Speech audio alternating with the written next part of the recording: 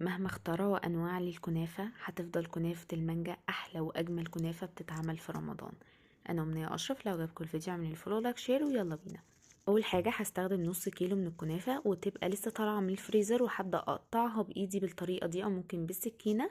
بعد ما قطعتها كويس جدا هضيف لها بقى معلقتين كبيره من السكر البودر، وهبدا افرك بالطريقه دي كويس قوي مع السكر. حله بقى غويطه هضيف معلقتين كبيره من السمنه البلدي، هكون مهديه النار، واول ما تسيح بقى هضيف الكنافه وهفضل اقلب بقى فيها لغايه ما اوصل للون الذهبي كده. تمام، لونها حلو قوي. هرفعها بقى من على النار وهضيف لها على طول وهي سخنه شربات من 5 ل6 معالق، والشربات لازم يكون بارد.